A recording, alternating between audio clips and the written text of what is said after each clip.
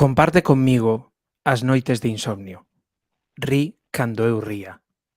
E cando chore. Non me deixes chorar moito. Bícame se estou triste. Sé feliz coa miña ledicia. Quéreme ben como sabes. E cada día, incondicional, acompáñame. Moi boas noites, benvidas e benvidos ao novo programa da Lobeira Today que comeza así, con esa intro intensa e con este poema fermoso de Galega de Vigo que tamén estará neste programa, dentro de 2 programas. Hoxe temos con nós, primeiro de nada, vou facer unha pequena explicación, vale? Resiliencia é a capacidade de adaptación de un ser vivo fronte a un agente perturbador ou un estado ou situacións adversos. Benvida, Eva Patiño, de que nos vas a falar hoxe? Bueno, vou falar de violencia económica, así para definir dentro da violencia de xénero, esa violencia que ademais no principio deste ano se decidiu que se iba a tipificar como un tipo de violencia de xénero específica. Deso vou falar. Bueno, neste programa imos escoitar, como xa vistes os que vistes a cabeceira, imos a escoitar a persoas que de primeira man nos van ofrecer unha visión da vida quizáis un pouco diferente o que estamos acostumados a ver nestas redes sociais, e na televisión, nesta voráxine, neste mundo de apariencia e de postureo, no, en xeral. Entón, isto foi unha idea de Eva, temos que falar disto, unha cousa como o Patiño en Twitch, xurdiu así como un disto hai que falar, tal, non sei que, un verán dándolle voltas, pois chega a isto, a ser un programa de testemuña de vida, poderíamos dicir, testemuñas de persoas que o pasaron mal, ou que o están a pasar mal, ou que tiveron algunha experiencia adversa, como a di a definición de resiliencia, sobrepoñéronse a ela do mellor xeito que souberon ou do mellor xeito que poideron, ou aínda están nela sobrelevándoa con moita resiliencia. De aí o nome do programa, de aí o símbolo do programa que vedes aí na esquiniña superior, que é un tocón que había unha viga que había chantada na terra en Santa Mariña do Monte, e no medio do curuto da viga nacía un dente de león que estaba afouto aí, ante a adversidade, non? Entón, sobrepoñéndose moi fortemente a a a a a pena, A puta vida. sí, a puta vida de ter nacido no medio dunha viga, é dicir, sen moita máis terra que a que tiña aí. Entón, Eva Patiño, que é iso de violencia económica? A ver, a violencia económica é esa violencia que se exerce dende o control do diñeiro. Eu pensaba hoxe no traballo, no programa, e dicía, mira, é posible que a única violencia económica demostrable sexa despois do divorcio aquelas persoas que non pasan a pensión de alimentos para os fillos. Eu penso que a violencia económica que se exerce durante un matrimonio, unha convivencia de parella, é imposible de demostrar. De feito, eu diría que, bueno, por suposto, todas as violencias levan sempre asociada a unha violencia psicolóxica. Eu penso que o transformar o teu pensamento é a única forma na que chegues a soportar cousas como as que soportei eu. Iso xa para empezar, é dicir, non está libre do resto de violencias. Se a violencia psicolóxica é difícil de demostrar, imaginemos a económica, porque a forma na que se xestiona a economía nunha casa é particular, hai tantas como casas hai. O que se algo ten a violencia, para min é que depende de como te afecta, de como ti a sintes. E daí esa parte psicolóxica. Eu debería facer xa un spoiler, así, para empezar. É que eu supoño que todos os que me estades vendo, me leredes no Twitter, saberedes que estou nunha situación moi precaria de sobrevivir co que podo. Agora 15 días vou cubrir a unha persoa, no inverno darei unhas clases, irei tirando e conto ca axuda de meus pais, que eu son unha privilexiada. Outras persoas como a min pois seguirían casadas con esa persoa, pero eu teño axuda. O que foi o meu marido, dende que nos separamos, mercou un perro chalé, perro coche, fixo unha piscina chulirma, e supoño que eso xa fai un pouco a idea da descompensación que hai, non? Que compartes a metade da túa vida con alguén e non debería darse esa grande diferencia. Que pasou aquí no meu matrimonio? Isto pasou, eu casei, isto xa mal. E houve un momento, eu viaxaba moito por traballo, e cando decidimos ter fillos, naceu a primeira, había que tomar unha decisión. Eran os fillos ou a carreira profesional. E eu, pois, non vou dicir que eu elexín libremente. Eu pensei que eu elexía libremente. Pero non era de todo así. Así que eu deixei de ter ingresos. El ten unha empresa e parecía lóxico. Un emprego encontras en calquera momento. Diste, vale, pois, boto uns anos na casa e xa traballarei. Sempre tive moi boa autoestima e eu sempre pensei, un xo eu encontro cando queiro. E a empresa, bueno, pois era palabras maiores. É unha empresa bastante grande que move como 2 millóns de euros ao ano. E, ois, dis, tamén é vai ser o noso sustento gordo sempre. Bueno, é unha empresa familiar, tiña a súa volta tamén. Eu diría, mira, así, para dicir a primeira cousa, cando tento recordar que non me gustou, eu era vos así moi presumida, tiña un traballo de ir moi arreglada. Eu, por exemplo, nesta hora, sempre iba a comprar unhas botas negras e unhas marróns, porque isto é un básico, e facía, pois, eso, compraba roupa e tiña eses costumes no vestir. A primeira vez que eu pensei, vou ir comprar, e el dixo, e pa que? Pa estar na casa, pero súper, pa o que faz. E daquela empezou a falar da necesidade de non ter tantos gastos. E a min non me gustou, porque a min gustábame vestirme ben.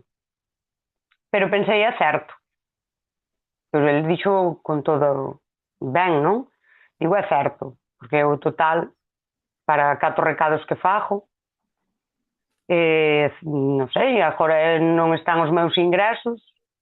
El, daquelas, non era socio da empresa aínda. Vale. E na seguinte temporada, cando isto volveu a pasar, eu sentínme moi mal. Eu empecé a pensar que aquelo non me acababa de parecer xusto. E vas facendo ese camiño, conto isto así como ese momento que despois no tempo dis, ostras, a min aquelo xa non me cadrou, pero, bueno, normalízalo. Cando naceu a miña segunda filla, eu creo que foi canto máis ese momento no que, ademais de estar moi sobrepasada, porque non se levan nin 2 anos, de traballo e de todo, e aquí sí que empezou a pesar todo tipo de violencia, menos a física. Pois o chegar á casa, cansado de traballar, por suposto, e tipos estar coa cea, os baños, superada, case non dormiches de noite. No tema económico aí comecei a notalo ata para comprar para as nenas. É dicir, sempre había un conflicto cada vez que había que facer un gasto. Vale, foi pasando o tempo, para que vos fagades un pouco a idea, porque non podo contalo todo, porque é diario. Isto é, todos os días da túa vida, eu cheguei a ir á carnicería con medo xa, digo, hostia, a ver canto gasto, a ver, sabes? E non éramos ninguns pobres, pero tiña máis problemas para gastar diñeiro daquela que teño hoxe, que non teño cartos, pero os que teño eu gastos, porque son para eso. Aí sí que comezou a ser realmente duro, e que daba igual. Se a min, por exemplo, me apetecía beber un refresco, eu mercaba, pois había bronca na mesa, porque, joder, podendo beber auga, porque vas beber un refresco. Deixei de comprar, por exemplo, eu compraba publicacións de psicoloxía daquela, deixei de comprar todo iso, porque, claro, un gasto innecesario. Digamos que todo o que fose para min xa era innecesario. Deixei todas as afeccións, todas eran molestas e todas supoñían un gasto. E despois hai un punto, porque claro, diredes vos, cobraba que tías. Hai un punto no que te rebelas. E daquela aí pasan cousas moi duras. E aí sí que empeza un machaque psicolóxico gordo, gordo, gordo. Pero permíteme un momento. Canto tempo pasou dende esa primeira sinal que ti tiveche ata que chegas a ese primeiro punto de revelación, a ese primeiro punto de, bueno, ata aquí? Dende esa primeira sinal, pois pasaron cerca de 3 anos. Cerca de 3 anos. 3 anos nos que todo isto foi a bola de neve foi medrando e medrando, non?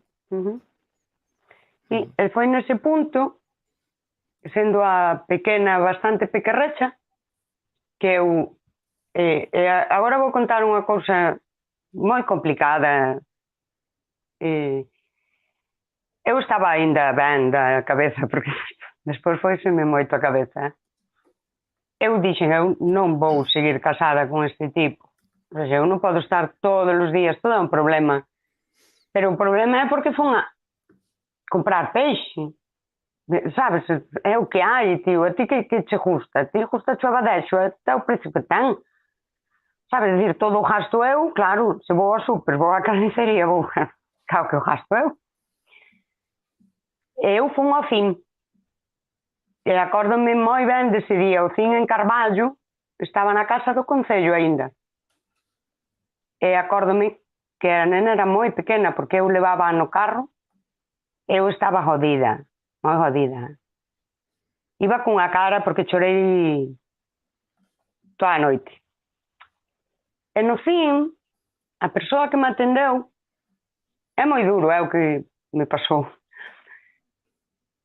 Comezou a dicirme, eu contei o que me estaba pasando e díxome, claro, a ver, claro, porque non hai que ser tan dura, porque ti se viñas, claro, eu viña de janar pasta e janala eu, pero hai que adaptarse, porque igual el ten razón, los hombres son así, e dixo, tumba e tal, e botei ali como 1 hora e pico, E daquela eu viñen para a miña casa, despois de falar cunha profesional,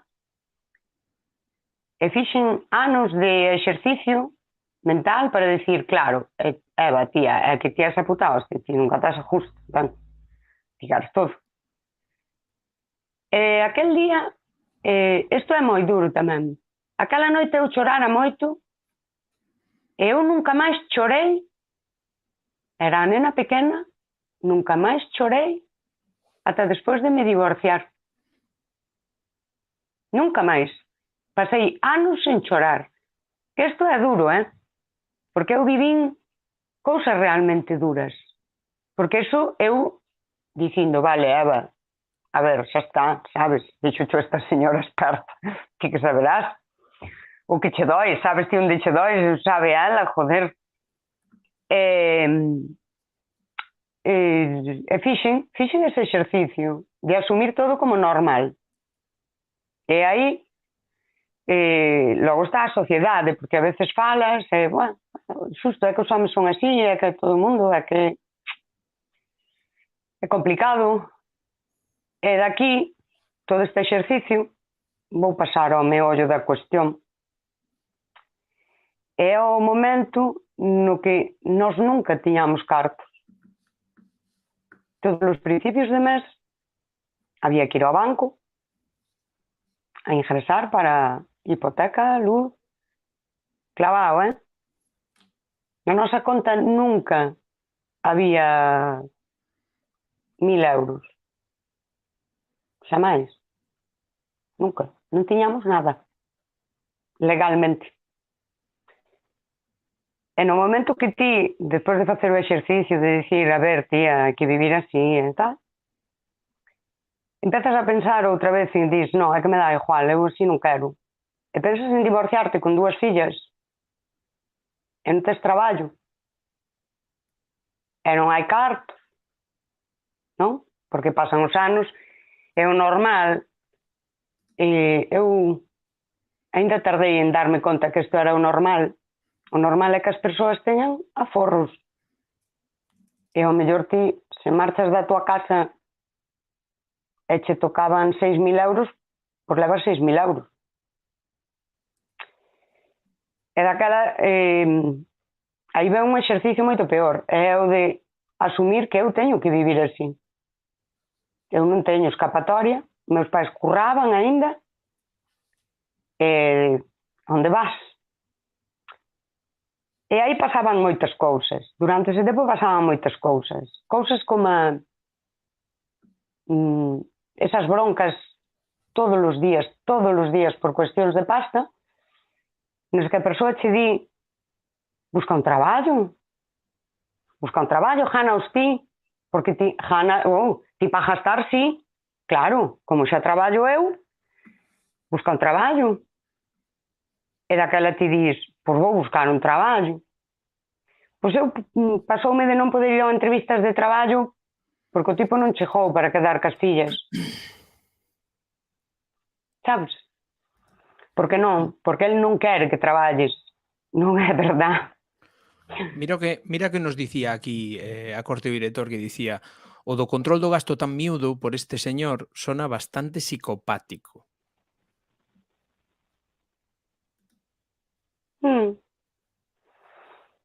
O tipo equilibrado non estaba. É que, mira, o control do gasto tan miúdo é tan fácil como que eu, ainda que digo, a min gustábame, Dios mío, comprar 2 pares de botas, sabes, no ano. Eu son unha persoa moi austera, non sei se isto se di en galego. Eu son unha persoa moi austera. Eu nunca me gustaron as marcas, nunca, quero dicir, non necesito moitos cartos para min, sabes? Ao final, fumo, é certo, son fumadora, non me gusta beber auga, a comida, gusta beber un refresco, unha cervexa a veces, un viño, pero non o son, así que ao final o ataque vai onde vai, pero o ataque non é por unha cuestión de cartos, porque este señor tiña cartos, ainda os ten, home, nos vai ter, eu nos teño. É só unha arma de control a dos cartos. Que, por outro lado, nunha empresa familiar, cando ti medras nunha empresa familiar, e isto, a segunda vez que fun ao CIM, que sí que estive en terapia ca psicóloga do CIM, maravillosa, quer dizer, contei ese detalle, pero tamén teño que dicir que anos despois non foi así. Ela un día facíamos o razonamento, é unha dinámica de relacionamento que nace na casa e que el non sabe ter outra ca esa. É un relacionamento no que todo vira alrededor dos cartos. O control teno a matriarca, naquel caso. Mira que nos pregunta aquí Adranciño, di, pero os cartos tenos en negro? Na miña casa había cartos en negro, bastantes. Bastantes, non sei o que lle chamaredes, pero poñamos que entre 18 e 20.000 euros podían entrar en negro. Os cartos é unha empresa familiar. Houve un momento no que o fixeron socio da empresa e logo deixou de ser socio. E o problema era eu. O problema é que se a él lle pasaba algo, eu iba a herdar un 25% daquelas. E iso era un problema para todos. E el pois entrou nesa dinámica. É dicir, ao final son dinámicas de exercer o control co diñeiro que se dan na familia tamén.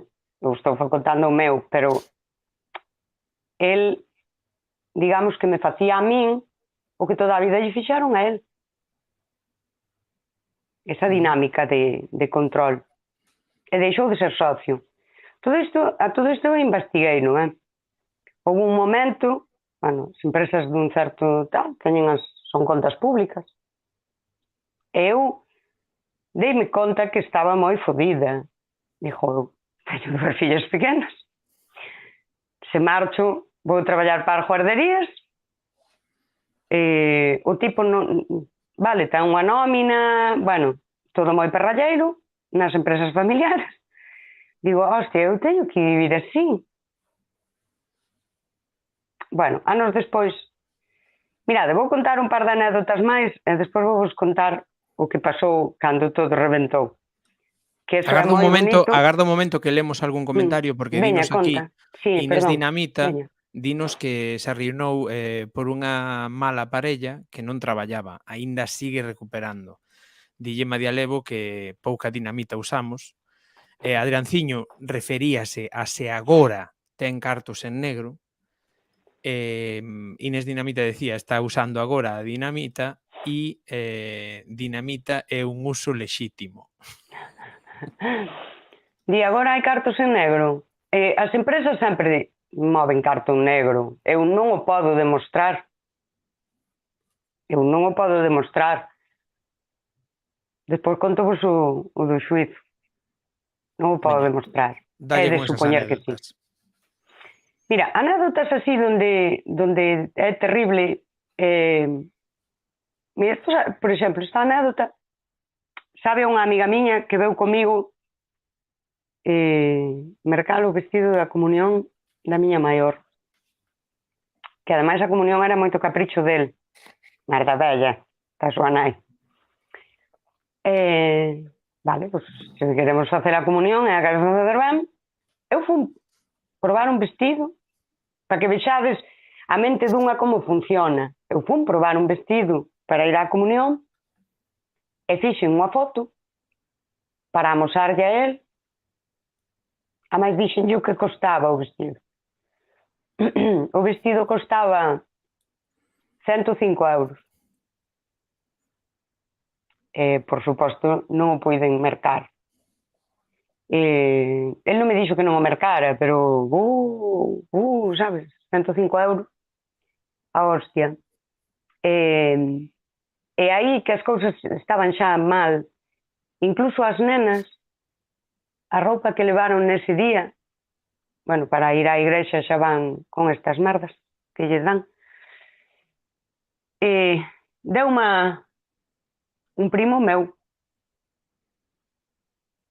da filla del.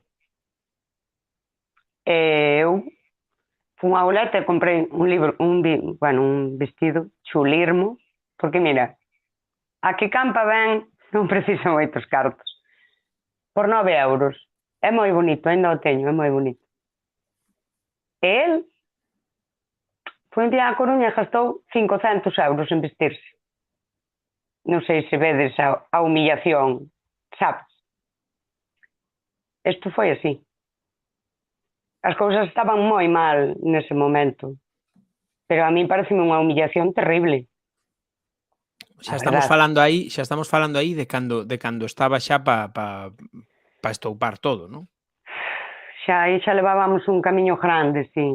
Aí estábamos cerca de estoupar.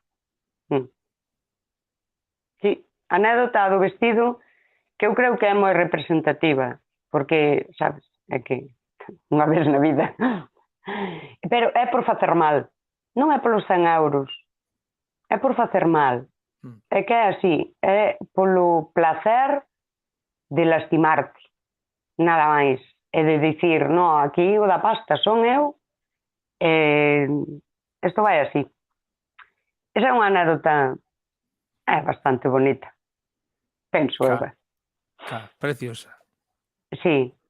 É bastante bonita. De feito, xa estábamos separados cando a outra fixo a comunión, capricho del.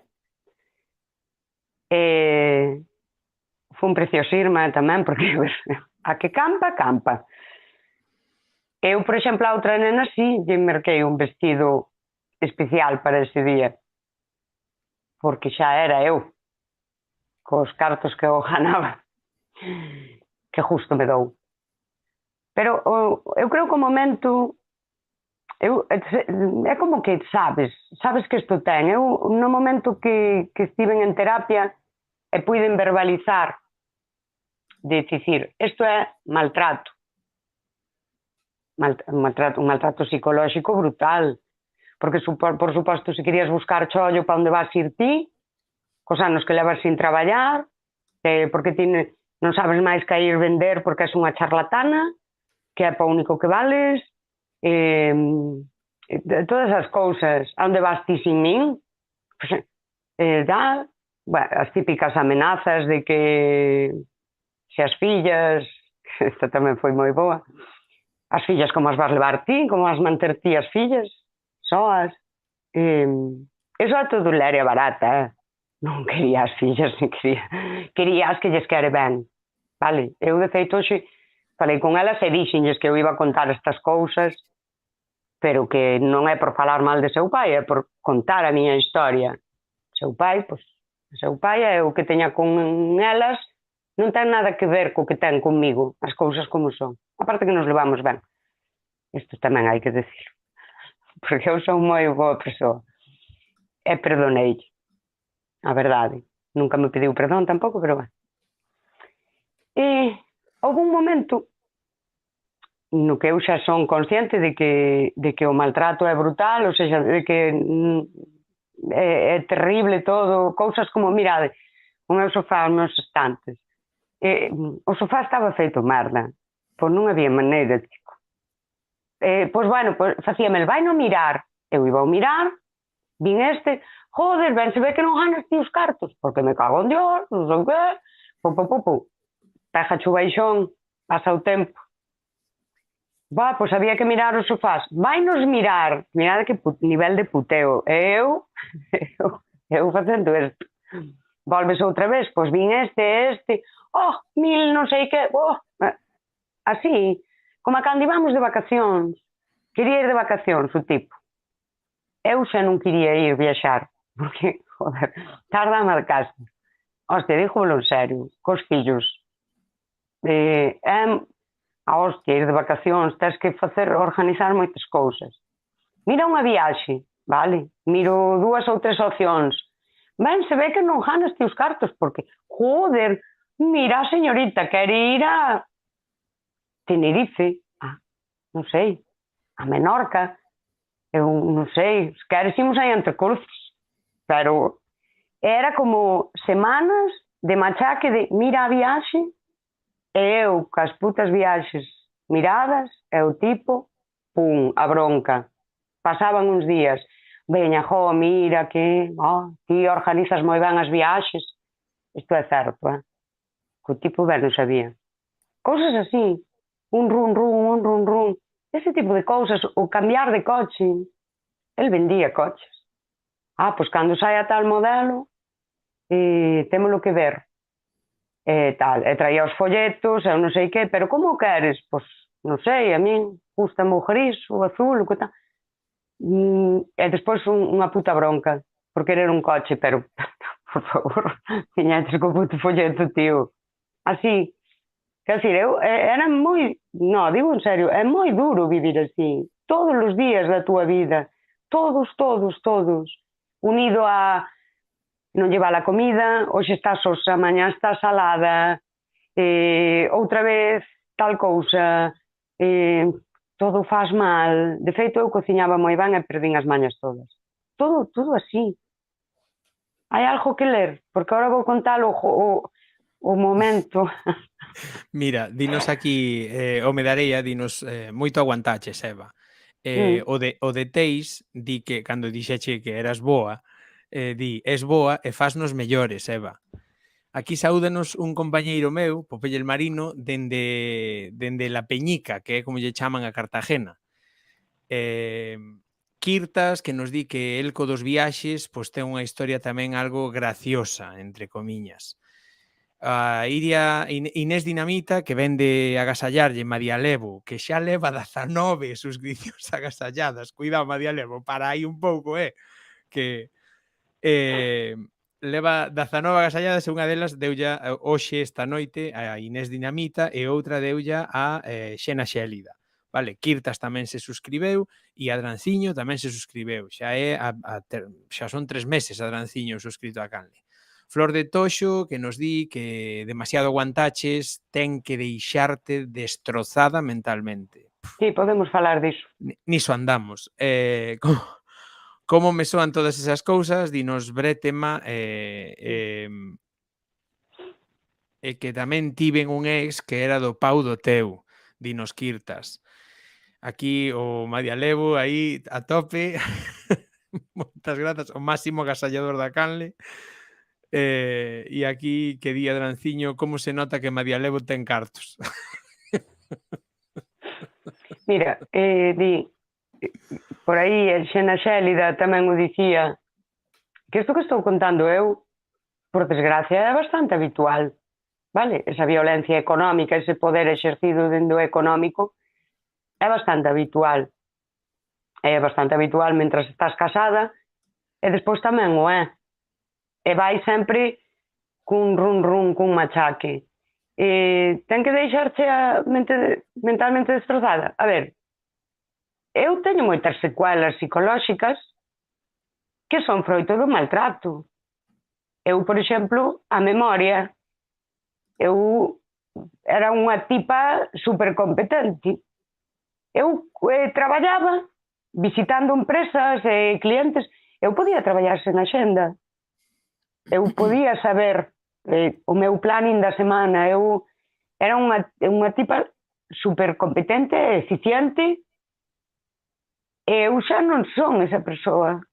Quero dicir, eu teño secuelas psicolóxicas dese tipo, eu tardei moito tempo en ser quen de comprar, vai facer 5 anos que me separei, poder comprar sin sentirme unha puta merda comprando o que fose no súper, e xa non vos digo comprar un capricho.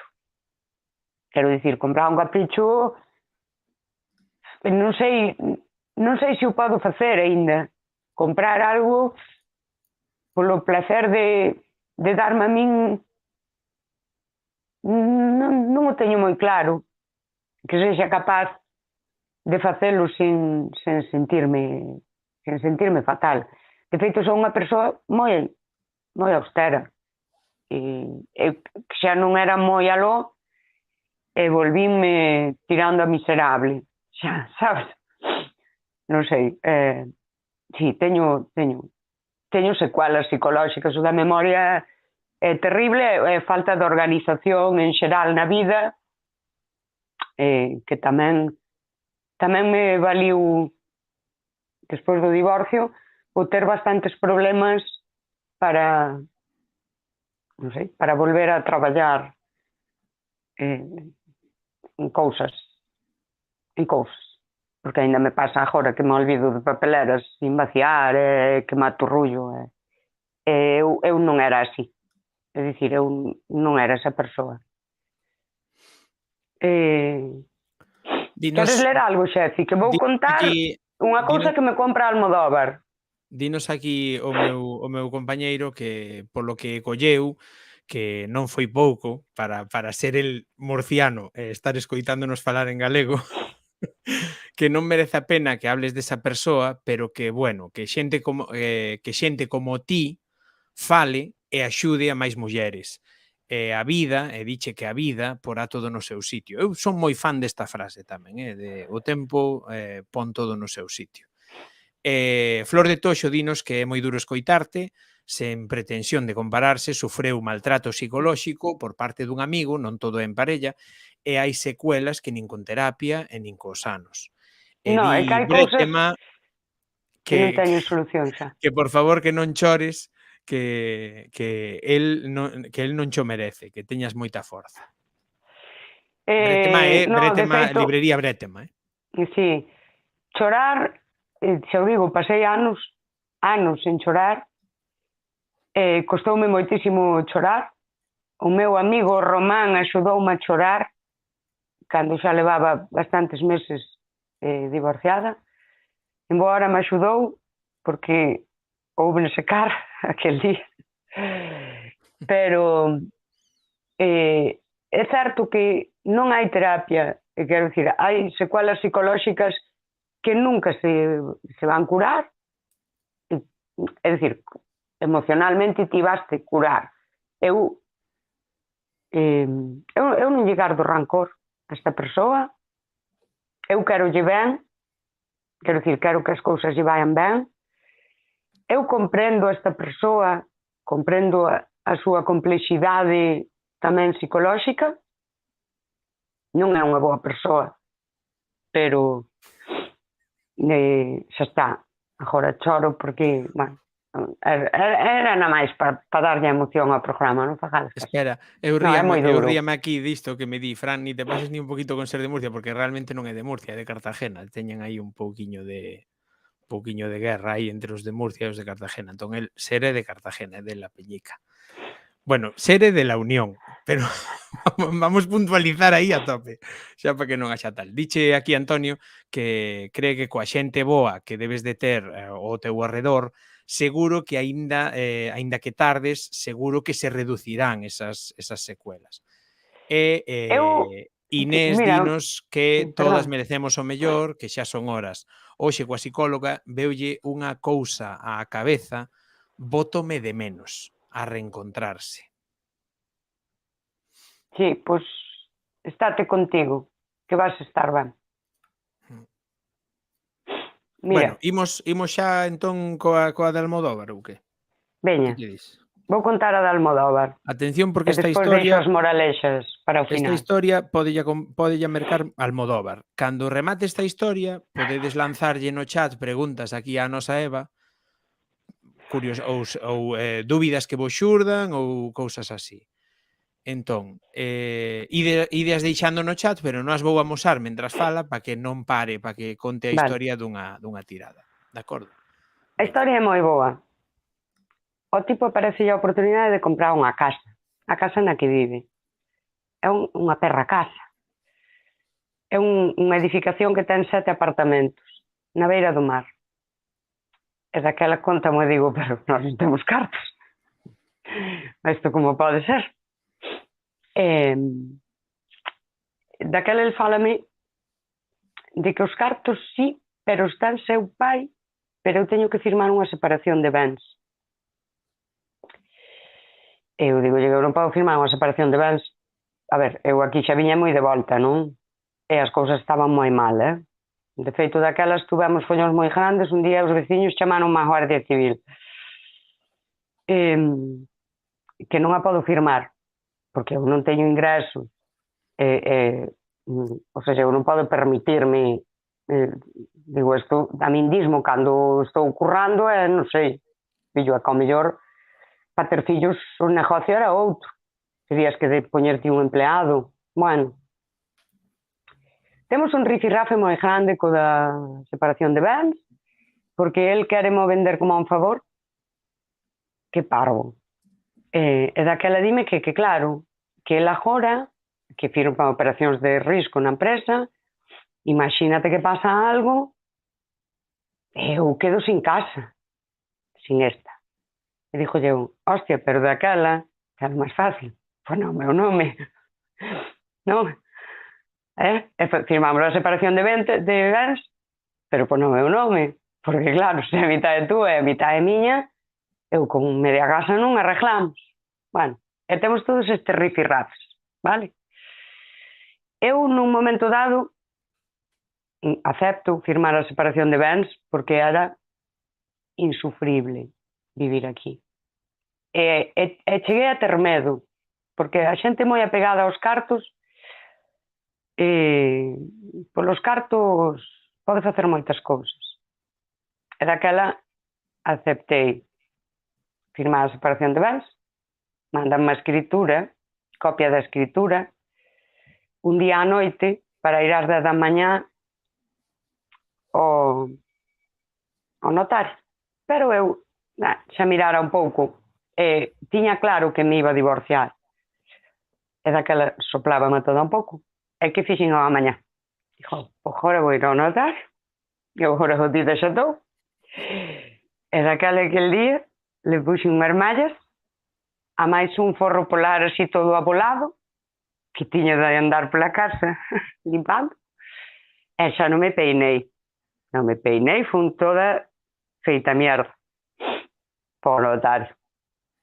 Co señor estes, el sempre ben adamado porque, oi, e nada, fun ao notario, e claro, a mí isto mandaran á noite. Eu realmente non entendía moi ben os pequenos detalles, e dixo, pero o notario temos que aclarar. E ali fun eu, o tipo, cando chegou, o meu aínda marido, e me viu ali con aquelas pintas, dixo, de verdade que me tía medo. Eu xa fun así á adrede, para dar máis espectáculo, non?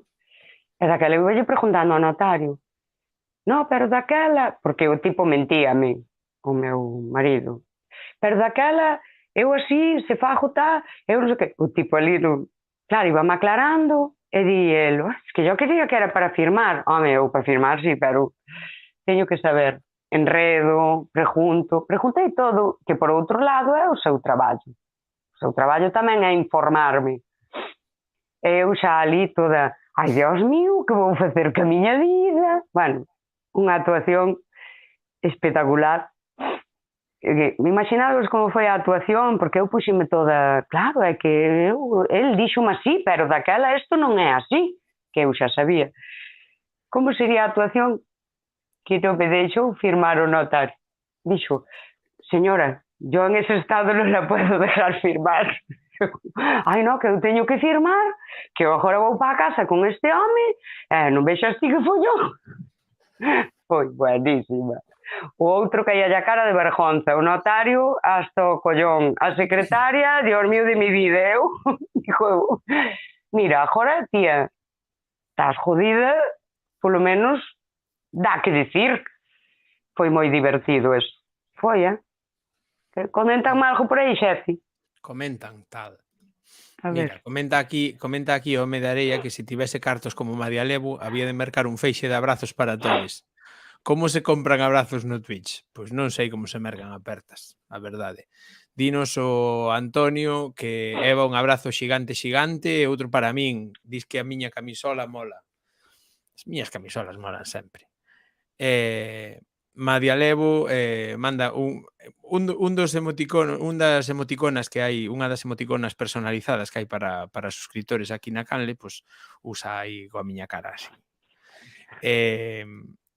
E aquí o Medareia que di efectivamente os notarios están mal afeitos a ler de corrido cando teñen que explicar ben todo. Sí, sí, sí. Mm, Porque realmente leen de corrido, non é... sí, pero eu pregunteille todo ao Medareia porque el cobra para facer eso, é o seu traballo. E Diche eu, pois, Bretema que preguntei. era un bo elemento. Mira, ese documento notarial, a segunda vez que fun ao notario, porque unha das cousas, fixemos unha escritura a maiores, porque se ti faz unha separación de bens, os dous, e eu non teño ingresos, a parte de hipoteca, que eu non tiña ingresos, vale? Eu comprometíame a comezar o pago da hipoteca cando encontrase choio, que aínda non o tiña. Non tiña traballo nese momento. Os meses que pasaran, ese diñeiro é unha donación. Que eu non fun tonta, eu fun de tonta, pero tonta non é.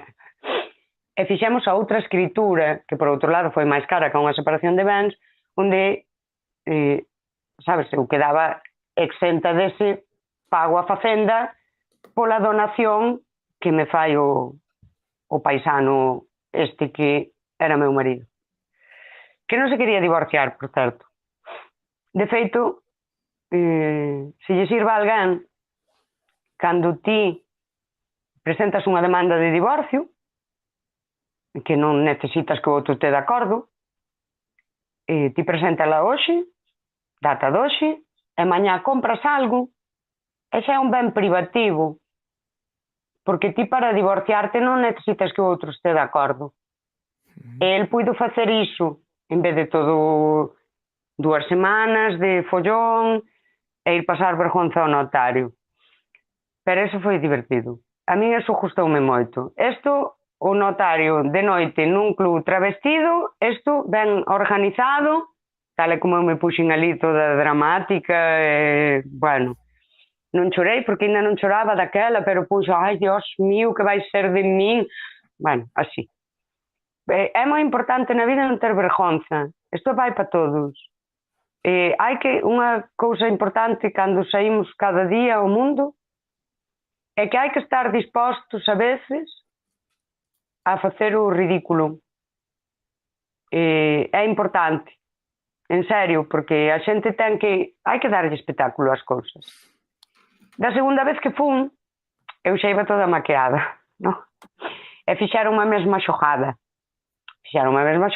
Mándanme as escrituras á noite para ir ás 10 da mañá. E digo fanma, porque o notario tamén me fai. Porque o notario tamén debería encargarse de enviarmo el a min, e non que mo envíe o meu ex. Tiñamo que enviar, e non mo enviou. Firmei e tal, e o día que fun pagar, porque ainda fun pagar eu,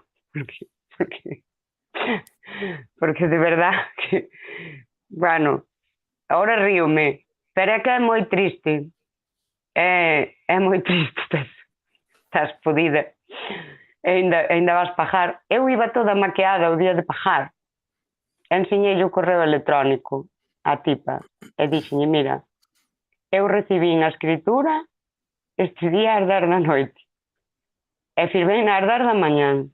Como este señor me toque moito o carallo, ainda lle vou dar unha volta a isto, porque eu non tuve tempo, material, e vos teredes un abogado sempre de man, eu non, sabes, quero dicir, non é peluquera ou así, de verdad, e foi así, ainda fun eu pagar. E despois ainda, a que vexades, a que crueldade, e a xente cando te quere lastimar perde a dignidade.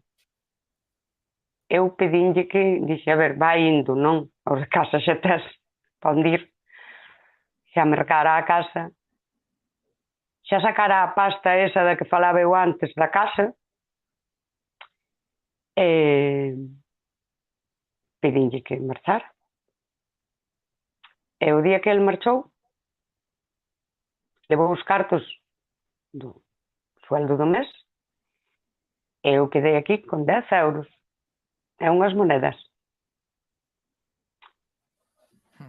isto foi así. E fun á casa dos meus pais pedir cartos, claro, porque eu teño pais. Para que vos fagades a idea, xa vistes por aí no chat, que a miña historia non é nada particular, porque por desgracia pasalle a máis mulleres. Se non tes un respaldo, tes que roer eso. Porque o tipo non se quería divorciar. Que o tipo ainda me quería levar ali para onde a playa, ali choiane, no, de semejante casa grande, que a separación de bens feita. Non sabedes? E foi así, foi durillo. Oe, chegados a este punto, que consellos darías a aquelas persoas que se viran na mesma situación que ti te viche? Porque xa sabemos máis ou menos, xa sabe a xente como poder identificar, como vai increchendo, no, esa violencia económica, no, que ti detallas. Que consellos lle darías á xente? En que podes, mirando cara atrás, en que podes dicir ti: "Podía ter apurado máis a facer isto", ou "Podía ter feito isto un pouquiño antes"? Ou foi o tempo que necesitache para... Mira, é moi difícil, porque eu ainda despois da terapia de entender, eu vivía neste ambiente super violento e tóxico, consciente de que vivía nel. E incluso dicindo moitas veces, pois é que é así, eu teño que vivir así. Eu non vía a saída, eu quería iso de que onde vou ir traballar eu despois de 10 anos na casa, e que eu non, hostia, que pasa co mundo? Porque o problema non é a violencia económica, que tamén, porque ti se tes cartos, és moito máis libre de marchar, polo menos tes os recursos. O problema é a parte psicolóxica, é esa cousa na que ti non pensas que és quen. Ti non és quen, que vas facer ti? Levas 10 anos vivindo de muller floreiro, estas cousas que el me chamaba tan bonitas, que non era porque fora bonita como unha flor, era porque era así, porque me mantiña el. Realmente crelo, mirade, eu o primer día que fun traballar á Coruña, porque hoxe pareceme moi lonxe, saín como a 2 horas antes, porque eu facía moito tempo que non iba á Coruña en coche e non me sentía competente para coller o coche e ir á Coruña. Porque, ao final, todo ese run e todo ese machaque explicou non moi ben a miña filla o ano de estar separada ou así. Un día dixo: "Mamá, ti antes parecías unha vella e agora pareces unha moza". Porque eu facía unha vida un pouco de vella, das fillas a casa e en xeral nunca tiña plans, tiña medo, a veces puntualmente iba a algún concerto cunha amiga, pero eu tiña medo, en xeral. Eu tiña medo, por exemplo, a sair no coche que me pasase algo, porque o coche estaba a terceiros e iba a ter un puto follón. Eu tiña medo, a min pasoume unha vez, e aquí podemos falar de violencia de xénero tamén, ir a un concerto cunha amiga, ir con ela no coche, o marido dela outro merdento destes, vale? Estamos en Ponteceso, á volta do Couto, tomando algo, o tipo, aparte de tratarme super mal diante de persoas que eu acababa de coñecer, nun momento dado no que queríamos volver, como el tamén iba a volver no coche con ela, foi cos amigos para volver con ela, para controlar, como sabía que eu quería vir, pediu outras copas, e por certo, pediu para todos menos para mí, Eu fui a parada do taxi e collín un taxi de Ponteceso a Carballo, que é pasta. Para min eso xa supoñe un super problemón. Sabes? Se gasto que non se conta. E por eso tiña medo a todo. Que cando comecei a traballar, tiña medo a todo. A compañía apostou por min, eres o noso fichaje, e eu como... Estes son gilipollas, sabes? Tiña medo a ir traballar, tiña medo a moitas cousas, porque perdes a noción. Había aí un comentario, ese comentario que li antes de bótome de menos, eu xa non é que me botara de menos, é que eu non me coñecía a min como persoa. E de portas para fora era como me vedes, nas redes non, nas redes era máis comedida porque tamén eran bastante fonte de conflito. Pero eu non teño nada que ver ca persoa que fun nin casada nin antes de casar.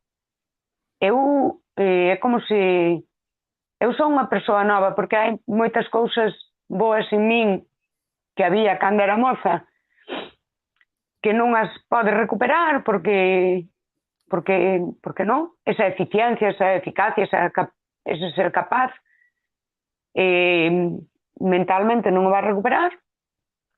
E hai outra parte que é totalmente reconstruída a partir desa merda que eu cheguei a ser.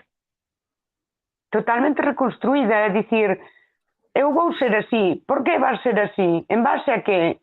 En base a que veño do inferno e que non son nada. E aí sí que vou dicir unha cousa.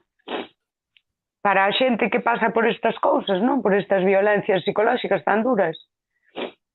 Cando xa acaban contigo, precisamente, se non te recoñeces, pode ser o que te saia da cona, joder. Porque total non eras nada. Dice, non son nada, podo ser o que eu queira. O que a mí me dé a gana, que máis dá? E dicir, xa está, xa toquei fondo. Sí, dicían hai tempo, no? Dicía un tipo que escoitara eu que cando un toca a fondo só queda subir. É dicir, só queda subir e polo lado que subas podelo elixir, porque como estás tan abaixo xa dá o mesmo. Sí, aparte, ti sabes, xefe, o que é non ter identidade. Eres a muller de a nai de... Non é que na teñas, porque de feito eu sempre estaba rodeada de xente no colexo, participaba na AMPA. Eu igual sempre fun moi brava a vistas da xente, e iso que tes, telo. Pero non o recoñeces ti. Non te recoñeces ti. E daquela despois podes decidir como vas ser. E ademais tamén teño que dicir tamén que así que me separei toda esa xente non quedou ninguén. Porque alguén dicía aí, toda a xente boa que tes de arredor, vou dicir que non é certo, que eu non teño moita xente de arredor. Eu aquí en Carballo teño unha persoa incondicional, teño por suposto a miña familia, teño unha amiga incondicional, toda esa xente que había non está, e toda a xente que coñecín de 5 anos para aquí en Carballo non está tampouco. Ainda non dei con esa xente boa. Teño que dicilo de verdade, ainda dei con xente que me fixo mal, que me lastimou, que me utilizou ou se valiu do que lle interesou mentre lle interesou, e só queda, sempre está só a incondicional, que eu dicía antes en Twitter, que ainda te jode a vida. E digo-vos unha cousa, se sufrir non vale para facerte mellor, daquela non vale para nada. Elexir a bondade, eu creo que sempre fun boa, pero cando pasas tan mal, eu creo que tamén adquires xa un compromiso. Mira, cando sabes o que é sufrir, eu creo que todos sabemos, pero eu aquí tampouco estou entrando moito máis en detalle, e tes as túas nenas, dicíame unha vez unha amiga das que xa non está, tamén, dicíame, cando me separei, dixo, hai unha cousa que tes ti, que foches capaz de xerar felicidade vivindo nun inferno. Isto é verdade, porque eu xa era boa. Cando elixes a bondade, e isto digo volo sempre, a vida ao mellor non che devolve nada, a xente non hai máis que montes de merda por aí. Pero se te portas mal, eles son montes de merda igual, sabes, quero dicir, o resultado é o mismo. Mira que nos dicía aquí, Flor de Toxo dicía que o maior inimigo do rico, neste caso dunha mala persoa, é a creatividade do pobre. Aquel día sobrouche creatividade, sen dúbida, referíase ao do notario. O do notario. Mira, Flor de Toxo, cando o meu home marchou da casa e veu un día buscar cousas e se me puxo ainda a decir tal, eu dixenlle unha frase e fixen a miña e facede a vosa. Dixenlle eu, uns tedes os cartos e outros somos os ricos. Porque eu considérome moi rica, e non me considero ningunha fracasada, considérome unha triunfadora, unha persoa que triunfei porque como decía, porque me atopeime a min e atopeille un sentido a miña vida, o que eu quero ser, non o que quero ter, o que eu quero ser. Tiñamos máis por aí. Sí. Dicía Brétema, agasallo checo o lema que temos na miña casa dende que me separei e díxomo a miña filla Icía con 9 anos, somos mulleres, somos fortes e as mulleres podemos. Tamén dinos por aquí Inés Dinamita, di que eso é o que dá medo, perder cousas, xente, etc. Anque sexas moito mellor agora. Como te entendo? Xena Xélida, Eva, forza, un abrazo grande, ti es moito. O de Teis, que di un abrazo forte, sentido e viña. O Uxío, que di que nos di que tocou fondo de unha vez,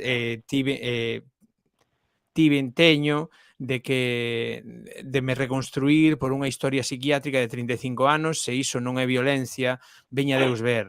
Tamén non ninguén vexo salvarme, ninguén foi salvalo nin solidarizarse. No. Sí, é que é duro. Bueno, o Uxío dá unha historia dura tamén detrás. Di aquí o Porcollóns que duro escoitarte falar así, unha aperta moi forte. Inferno A, di Uxío, dinos Flor de Toxo, claro que triunfaches e segues triunfando, tes cousas moitísimo máis importantes na vida que os cartos, só fai falla verte. Di tamén Flor de Toxo, por certo, eu teño comprobado que a bondade parece que só atrae a xente que se ven aproveitar dos demais. Aínda así, mellor non renunciar ao que somos e seguir sendo así, coa cabeza alta por moitos palos que levemos e ser como a el. O sea, mellor ser como somos que por moitos palos que levemos que ser como a eles. Eu teño clarísimo. Bueno, entón, consello, porque te me fuche por unhas ramas fermosísimas e que fixeron moita falta, porque aparte unha pregunta que che iba a decir é que é necesario chorar e desafogarse, verdade? Sí. Anos sin chorar, nunha situación moi dura. Unha vez dixo-mo miña nai, sen saber, porque eu igual estou contando cousas aquí que tampouco lle contei a ninguén, porque un día dixo-mo miña nai, Eva, ti volvecheste moi dura cos anos, és unha persoa moi dura, porque xusto metín un pouco a coiraza e non me permitín chorar, tes as nenas pequenas e queres, non sei, queres imaginar que o que está pasando non está pasando, porque todo isto tamén pasa diante delas. tuveron unha infancia dura tamén. Eso tamén hai que dicilo. Por suposto, a mellor pensades que vou dicir eso é o que non me perdono, por suposto que me perdono. Por suposto que sí. Fixen, como dixo a outra, ainda xerei felicidade igual. As vidas son como son. Consello, veña, Chefi, que me enredo. Mira, é moi fácil dar consellos dende situacións de privilexio, como No, a miña. isto non quero, é dicir, eu non busco con esa pregunta que che fago de que deas un consello, non quero un consellos vendo, pa min non teño, no? Non quero iso, senón que é o que lle dirías, o que che sairía decirlle a alguén que agora mesmo estivese falando contigo e estivese nunha situación similar á que ti estabas antes de te divorciar? Eu diríalle que non hai solución, que non se vai arreglar, que en algún momento hai que rompelo, e canto antes mellor. Pero é o que digo eu, a veces damos os consellos dende unha situación de privilexio. Eu teño meus pais que me poden apoiar en todo, incluído económicamente. Cando eu tomo esa decisión, eu sei que eu vou comer e que non me van cortar a luz, porque vai haber miña nai e meu pai explícano moi ben. Somos unha familia e somos para todo. E se temos 100 euros e somos 5, dividímonos entre 5. Vale? E se somos menos, bueno, daquela.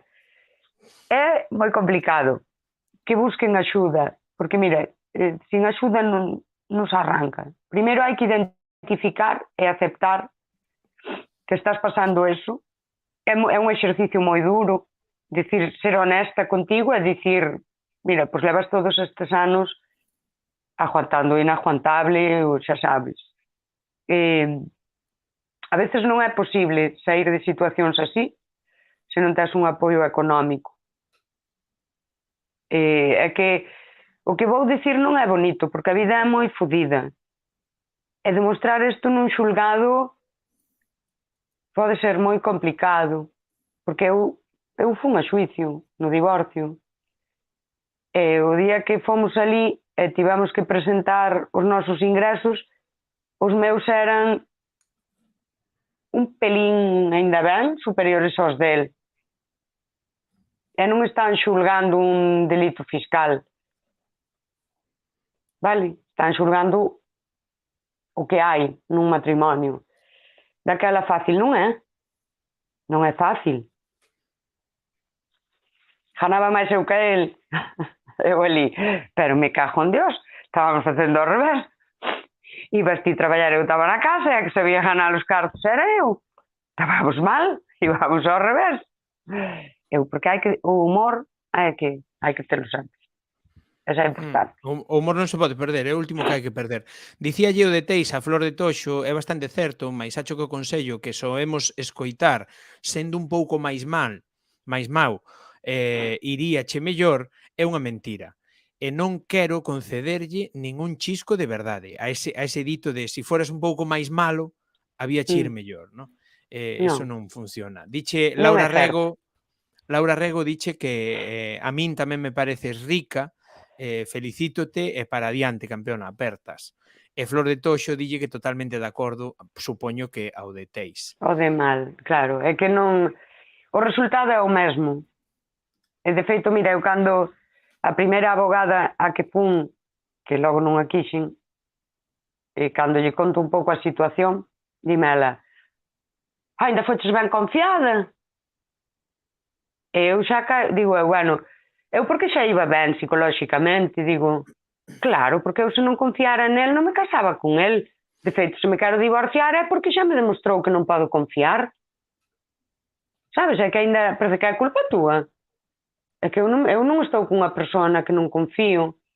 Que esa é outra. A xente que é moi duro, que é moi fácil dicilo agora, que vos maltratan psicolóxicamente. Non teñades vergonza, nin permitas que vos digan estas mierdas. porque non é vergonza ninguna, e a sociedade logo, pois, fixeras así, eu non aguantaba. Bueno, se cadra aguantaches outras cousas que eu non aguantaba, porque tamén non vai aguantar todo unha, terá que cada un aguantar o seu. Non, quero dicir, ao mellor ti non aguantabas no tema económico porque lle das un valor á pasta, xa cando te casaches montaches unhas normas, e despois a cadra aguantaches outras cousas. Que isto é, o de andarse xulgando, todo mal, todo mal. É verdade. Bueno, penso que ata aquí podemos dicir que chegou o Resilientes, o primeiro programa de Resilientes, unha idea orixinal desta muller que teño aquí ao meu carón, ocurreuselle, devanei a cabeza durante o verán a ver como darlle forma, como facer, falando con xente, tal, non sei que, fixemos a fermosa intro, penso que fermosa, aínda que está feita con retais dunha páxina que se chama Pexels, que son sen copyright, e cunha musiquiña que atopei por aí, e coido que quedou moi instrutivo, moi desafogante tamén, verdade? E vai ver historias máis chulas. Sí. Máis mierdas, porque é o que ten Resilientes. Claro, que é de historias mierdas. Non son pero historias mierdas. Pero que vai vir xente moi guai. Sí. Vai vir xente moi guai. Imos ter o vindeiro mes, o luns 24 de outubro, anotade a data, porque o seguinte programa de Resilientes vai estar con nós Héctor Tejón, vale? E vai nos falar pois do problemazo que ten el. Xa o veredes antes de tempo en redes de que vai ir a cousa e de que imos falar, podedes achegar as vosas preguntas no chat e os vosos comentarios, o mesmo que fixestes aquí, vale? E nada máis. Ímonos despedir agora co mesmo poema que leímos ao comezar, vale? Imos ler o poema, darvos as grazas e ides ver a musiquiña de saída que tamén estaba enfermosa. Comparte conmigo as noites de insomnio, ri cando eu ría, e cando chore, non me deixes chorar moito. Bícame se estou triste. Sé feliz coa miña ledicia. Quéreme ben, como sabes, e cada día, incondicional, acompáñame. Este poema é de Galega de Vigo, que estará en novembro, neste programa de Resilientes contando a súa historia.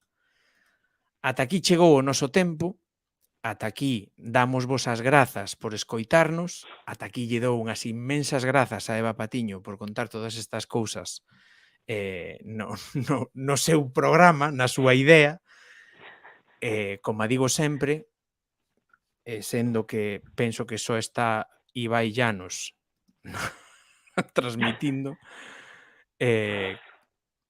A ver, vou aquí. No, este non era. Un momento, sempre ten que haber algún problemiña técnico. Imos por acá. Aí.